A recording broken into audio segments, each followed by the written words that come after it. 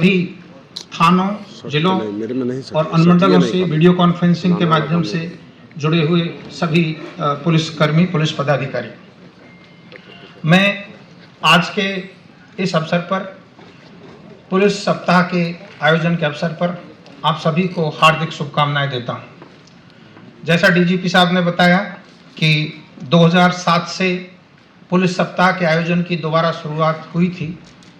13 तक एक दो बार डिसकंटिन्यू हुआ, लेकिन 13 के बाद से लेकर अब तक लगातार यह आयोजन हो रहा है।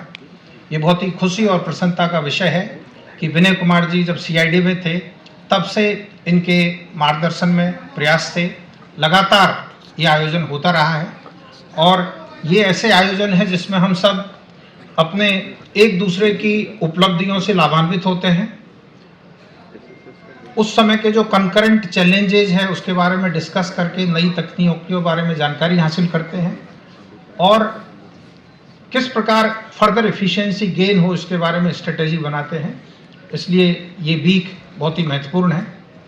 मैं सर्च कर रहा था नेशनल पुलिस वीक का भी, तो नेशनल पुलिस वीक का भी एक आयोजन होता है और उसका एक अलग ड्यूरेशन है, बट अपने यहाँ पुलिस हस्तक के नोटिफिकेशन की तिथि को हम लोग इस वीक का समापन करते आए हैं 27 फरवरी, और उस हिसाब से इसका आयोजन होता रहा है।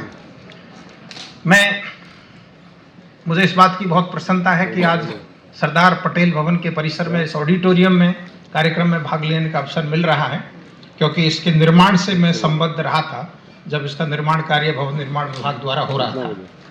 तो उस समय मैं इससे संबद्ध रहा था। ये पहली बिल्डिंग है बिहार राज्य में जिसमें अर्थक्वेक रेजिस्टेंस के लिए लीड रबर बियरिंग का उपयोग किया गया, और वो कैलिफोर्निया से लाने के लिए हम लोगों को काफ़ी कोऑर्डिनेशन उस समय करना पड़ा, उसमें विलम्ब भी हुआ, बट ये पहली बिल्डिंग है। और उसके बाद तो ऑफकोर्स हमारे कई मेडिकल कॉलेजेस में एलआरबी का उपयोग हो रहा है। पटना में कोई भी आता है तो सरदार पटेल भवन के सामने से गुजरता है तो इसकी तारीफ किए बिना नहीं रहता है, क्योंकि ये ऐसी बिल्डिंग है जो दिल्ली के प्रमुख भवनों जैसी है और अन्य राज्यों के अच्छे अच्छे भवनों की तुलना के अनुरूप है।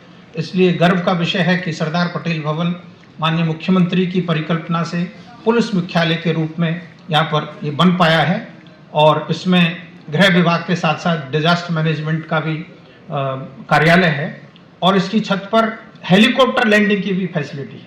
One of the only building in Patna जहाँ पर कि इमरजेंसी में हेलीकॉप्टर की भी लैंडिंग यहाँ हो सकती है। मैं आपको ये बताना चाहता हूँ, विशेषकर हमारे जो नए अधिकारी पिछले कुछ वर्षों में राज्य में योगदान दिए हैं, कि वर्ष 2005 में जब माननीय मुख्यमंत्री महोदय ने राज्य की कमान संभाली थी, उस समय पूरे राज्य में पुलिस बल मात्र 42,000 था। आज वह संख्या स्वीकृत पद बल 2,27,000 हो गया है, जिसमें से 1,10,000 वर्तमान में कार्यरत बल है। और माननीय मुख्यमंत्री ने जब 7 निश्चय 1 की घोषणा करी थी, उस समय महिलाओं के सशक्तिकरण के जो विभिन्न पहलू थे, उसमें एक था कि पुलिस में महिलाओं की भागीदारी बढ़नी चाहिए, ताकि हमारे समाज की जो आधी आबादी है उसमें सुरक्षा का बोध बेहतर हो सके। उस दृष्टिकोण से पुलिस बल में 35% महिला पुलिस बल के पद आरक्षित किए गए, और आज मुझे यह शेयर करते हुए आपके साथ प्रसन्नता है कि लगभग 29,000, if I am not wrong, करीब 29,000 हमारे पुलिसकर्मी महिला है, और वे विभिन्न थानों को, दूर दराज के थानों को भी मैन किए हुए हैं। और पुलिस मुख्यालय ने ये भी मार्गदर्शन पुलिस अधीक्षकों को दिया हुआ है कि लगभग 15% थानों के थाना प्रभारी महिला अधिकारी होने चाहिए, और ऑफ कोर्स पुलिस थाने तो राज्य में खुले ही हैं। तो इससे महिलाओं के मन में थाना जाना, अपनी ग्रीवांसेस रेज करना बहुत सुगम हो गया है, और इसका प्रभाव प्रत्यक्ष रूप से नजर नहीं आता है, लेकिन समाज में जब 1-to-1 इंटरेक्शन करते हैं तब इसका प्रभाव नजर आता है। एक और तथ्य जो आपकी जानकारी में देना चाहता हूं कि वर्ष 2005 में कुल पुलिस वाहनों की संख्या मात्र 1,000 थी, और आज पुलिस वाहनों की संख्या 11,000 है। तो राज्य के हर फील्ड में ऑलमोस्ट 10 टाइम्स ग्रोथ हुआ है। Not only police vehicles, but हम लोग तो डिफरेंट आयाम देखते रहते हैं। सभी में पिछले 20 वर्षों में 10 गुना वृद्धि हुई है।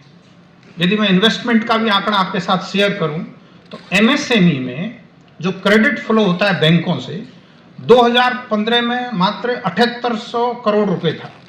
लास्ट ईयर ये 78,000 करोड़ रुपए था 10 वर्षों। तो दिस शोज कि आप सभी के समन्वित प्रयास के फलस्वरूप जो एक माहौल पैदा हुआ है, जिससे लोगों में विश्वास हुआ है राज्य में आकर के इन्वेस्ट करने का, वो आंकड़ों में इस प्रकार रिफ्लेक्ट हो रहा है। हम लोग डिफरेंट इन्वेस्टमेंट कॉन्फ्रेंस जब करते हैं तो उसमें दो बातें मुझे बिल्कुल क्लियरली नजर आती है। एक ये कि बिहार के जो पढ़े लिखे युवा हैं, जो अच्छी एजुकेशन हासिल कर लिए हैं, वो काफ़ी अब बिहार को चॉइस मान करके इन्वेस्टमेंट कर रहे हैं इंडस्ट्रीज में, डिफरेंट सर्विस सेक्टर में।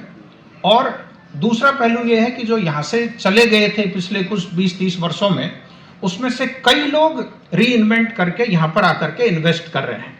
तो इन दोनों फैक्टर्स के चलते हुए आज इंडस्ट्री के क्षेत्र में, सर्विसेज के क्षेत्र में काफ़ी अच्छा इन्वेस्टमेंट हो रहा है।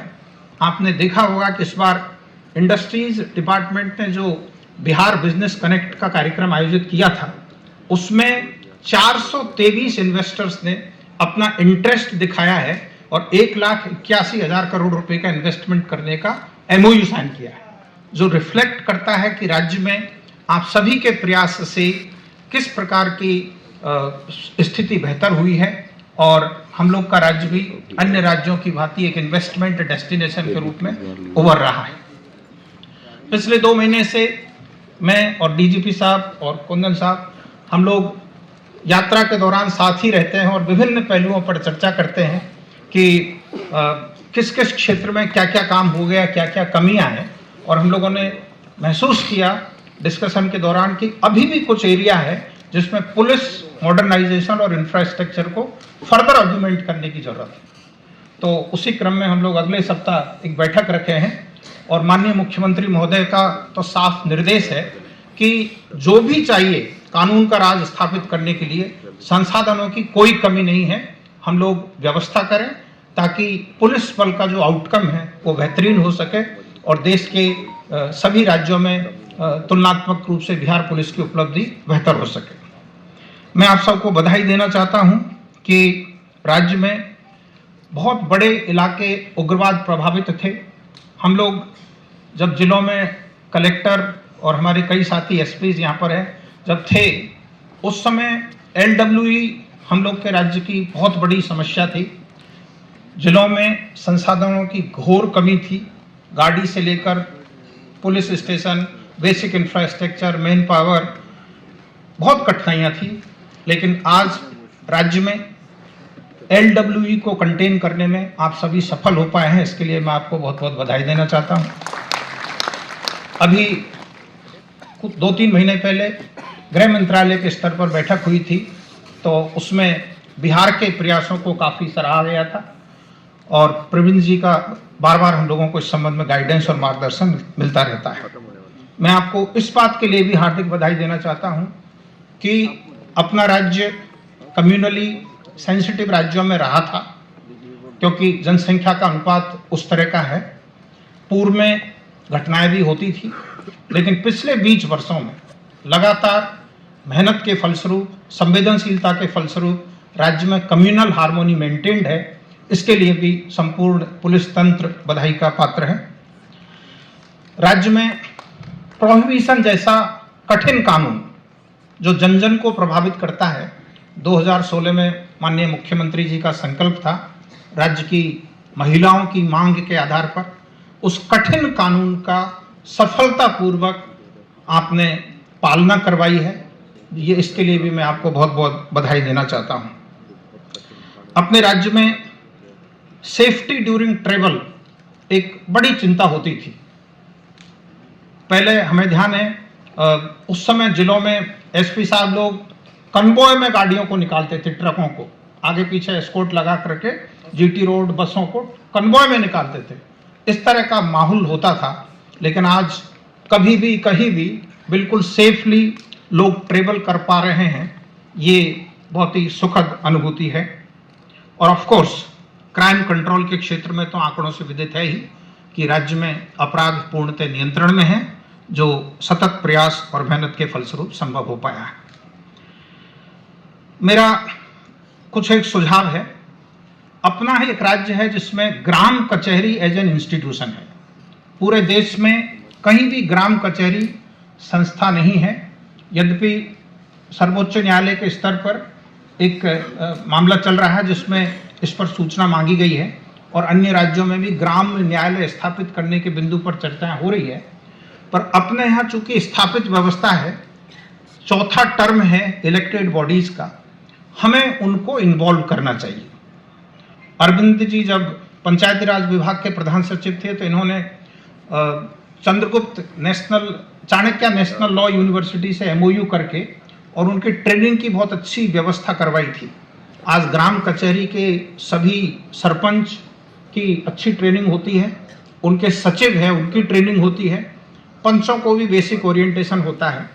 हमें यदि आसूचना संग्रहण में, भूमि विवादों के निष्पादन में, छोटे मोटे मामलों के निष्पादन में जो कानून के अंतर्गत उनको अधिकृत है, उनमें उनकी भूमिका को बढ़ाएं तो शायद छोटे छोटे मामलों में पुलिस में केस दर्ज होने की संख्या में कमी होगी।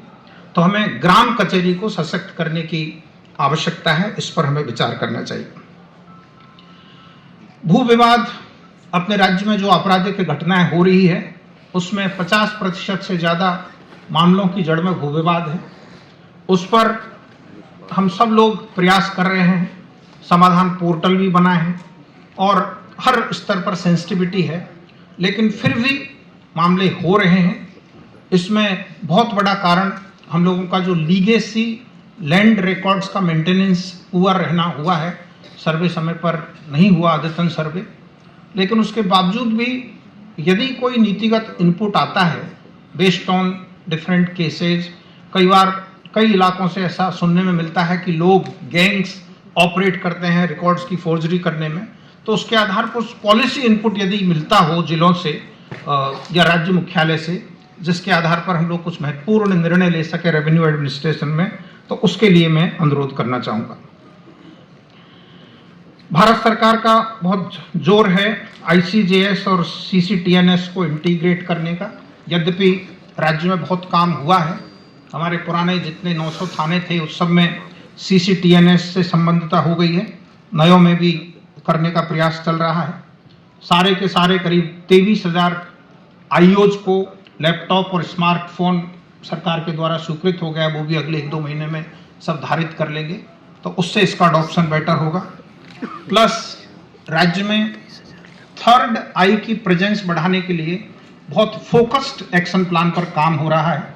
राज्य के 4 सबसे बड़े शहरों में ऑलरेडी वाइड स्केल जो है integrated command and control system लागू हो गया है, जिसमें नंबर प्लेट से लेकर के मूवमेंट से लेकर के हर चीज़ कैप्चर हो रही है और उसका बेहतरीन तरीके से पुलिस द्वारा अपराध नियंत्रण में उपयोग किया जा रहा है।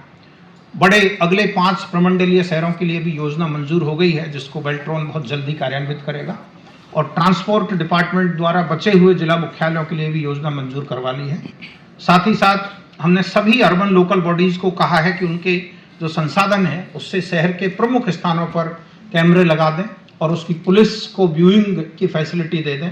पंचायतों को भी मैंने अभी कहा है कि पंचायतों के भी प्रमुख चौक चौराहों टर्निंग्स पर कैमरे लगाए जाएं ताकि एविडेंस रह सके। आने वाले समय में इस पर मेजर इन्वेस्टमेंट हो रहा है।